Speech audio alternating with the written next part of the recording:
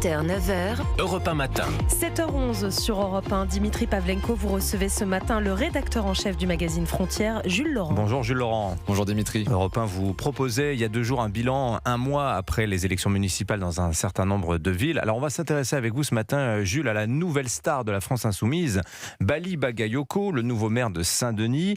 Il est à la une du nouveau numéro de Frontières qui paraît en kiosque ce matin. Vous avez mené l'enquête à Saint-Denis pendant plusieurs semaines et vous affirmez, Jules Laurent, témoignage à l'appui, qu'il aurait reçu le soutien d'acteurs impliqués dans le trafic de stupéfiants. Alors on va être très clair, hein.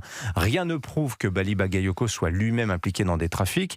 En revanche, son entourage, là il y a des questions qui se posent. Oui, Frontières a enquêté sur le nouveau maire de Saint-Denis, Bali Bagayoko, et nos équipes ont pu récolter des preuves de liens entre l'entourage de Bali Bagayoko et des trafiquants de Seine-Saint-Denis. Alors des preuves de photos, des preuves de perquisition, des preuves de présence de trafiquants de drogue directement à la soirée électorale. Et tout ça pourquoi ? Parce que vous savez, Dimitri, depuis des semaines, cela devient impossible de parler de Bali Bagayoko, d'enquêter sur lui, à la fois par l'aura médiatique qu'il a directement pris, mais également par la pression et la loi du silence qui règne autour de lui, notamment de trafiquants ou de personnes liées au trafic de drogue. Nous, on a fait une enquête de terrain, une enquête avec plusieurs sources qui nous disaient avoir extrêmement peur de nous parler, des peurs des représailles, en se disant que si les personnes autour de Bali Bagayoko l'apprennent, eh bien, ils vont directement en subir les conséquences. Et donc, on a comme ça récupéré beaucoup d'exemples concrets, de preuves de liens existants dans l'entourage de Bali Bagayoko et les trafiquants de drogue. Peut-être un premier élément qui est pour moi le plus intéressant et le plus pertinent, le plus marquant, c'est finalement le fait que Bali Bagayoko est nommé en tant que maire adjoint Monsieur Bakary Soukouna. Et Bakary Soukouna, cette famille Soukouna, en fait, elle est extrêmement connue des services de police. Pourquoi ? Parce qu'elle appartient à l'une des plus grandes familles de trafiquants de drogue de Seine-Saint-Denis. Alors ça paraît surréaliste comme ça, mais pourtant, il y a eu une perquisition en 2022 chez les frères Soukouna, donc qui sont les frères de ce Bakary Soukouna nommé aujourd'hui maire adjoint au sport et aux événements. Donc c'est un poste important en plus, maire adjoint à Saint-Denis, parce qu'on est en prise directe avec la jeunesse, etc. Enfin, exactement. Beaucoup d'installations sportives, etc. C'est un poste qui est stratégique en lien avec la jeunesse. Et donc dans cette perquisition des frères Soukouna, directement au domicile du père Soukouna, il y a eu comme résultat, lors d'une grande prise d'un grand trafic de réseau, finalement la prise d'une Kalachnikov, la prise d'un gilet pare-balles et de 50 kilos de cannabis. Et donc en fait, cette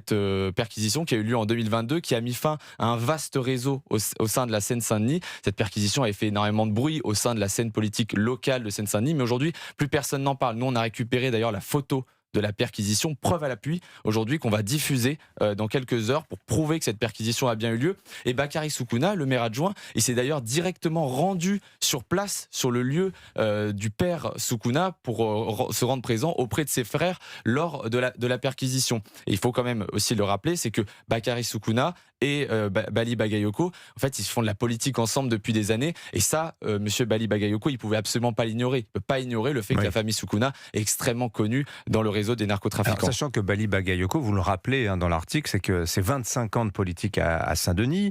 Il était dans l'équipe municipale de l'ancien maire communiste Patrick Braouezek dès 2001. C'est un terrain, Saint-Denis, qu'il connaît absolument par cœur. Ça fait un quart de siècle qu'il le laboure politiquement. Exactement, il a été en fait au contact de la jeunesse, puisqu'il a été élu adjoint à la jeunesse. Et d'ailleurs, il a une mesure dans son programme qui est extrêmement parlante, c'est que lui, il milite pour la réouverture des antennes jeunesse à Saint-Denis. Alors les antennes jeunesse, ce sont des locaux qui ont été fermés d'ailleurs il y a quelques mois parce qu'ils sont... l'ancien maire Mathieu Hanotin qui disait c'est assez problématique, ces endroits, ce sont des lieux de point de deal, de fixation d'une certaine délinquance, etc. Exactement, ce sont devenus en fait des lieux de point de deal, notamment au sein de la cité Gabriel Péry, qui est vraiment l'une des plaques tournantes de trafic de drogue. Et la première mesure de Bali Bagayoko, c'est la réouverture de cette antenne jeunesse de Saint-Denis, directement dans la cité de Gabriel Péry. Alors nous, on s'est rendu sur place. Qu'est-ce que vous y voyez dans ce deux éléments politique Deux éléments. Le premier, c'est qu'il faut comprendre que Bali Bagayoko a grandi avec un certain Mamadou Soumaré. Mamadou Soumaré, c'est celui qui était président et qui gérait les antennes jeunesse. Alors lui, il a un frère qui est impliqué dans le trafic de drogue, qui a une interdiction de paraître à Saint-Denis, qui s'est fait attraper avec 400 grammes de cannabis directement sur lui, rébellion et autres. Donc il est extrêmement connu des services de police. Et lui, ce Mamadou Soumaré, c'est celui qui développait les antennes jeunesse et qui est un ami proche d'enfance de Bali Bagayoko. Et aujourd'hui, Bali Bagayoko qui a pendant très longtemps travaillé à la jeunesse, veut rendre aussi des gages finalement, veut permettre à certains des personnes qui l'ont fait élire de pouvoir lui-même de pouvoir se redévelopper. Mais je vais vous poser la question très directement. Donc, si j'ai bien compris, le sujet, ce sont les entourages. Mais alors, d'abord, quel est le risque? Et est-ce que vous soupçonnez que des trafiquants aient pu aider Bali Bagayoko à être élu maire de Saint-Denis il y a de ça un mois? Nous, ce qu'on constate, c'est par exemple des photos extrêmement précises. Donc, on a beaucoup parlé de cette soirée de victoire électorale dans laquelle il y a eu 2 articles de presse qui disaient qu'il y avait des trafiquants de drogue. Donc, effectivement, nous, on a fait un travail d'essayer de retrouver qui était présent à cette soirée électorale. Et on a notamment trouvé une photo où on voit Bali Bagayoko et quelqu'un pris en photo avec lui, où ils se prennent en selfie, qui est extrêmement connu des services de police pour justement des histoires de stupéfiants. Il s'appelle Sidibé Badara. Lui-même, donc, en fait, on a les sources policières qui hallucinaient de le voir directement sur place. Sidibé Badara, il était présent directement. Et puis, en fait, au milieu de cette photo, on voit une personne qui également gravite dans ces milieux. Son surnom, il s'appelle Cricri. Eh bien, lui, c'est quelqu'un qui a fait la campagne sur les réseaux de Bali Bagayoko. Et en fait, ce dont on n'a pas assez parlé, c'est le fait que cette campagne de Bali Bagayoko, cette victoire, elle s'est d'abord faite sur les réseaux sociaux avant d'être une campagne nationale. Et ce sont des personnes liées au milieu du trafic de stupéfiants ou proches qui ont directement poussé la candidature de Bali Bagayoko. Dernière question rapidement, Jules Laurent. Comment s'est perçu tout ça par la police municipale? On se rappelle qu'une vague de démissions avait été annoncée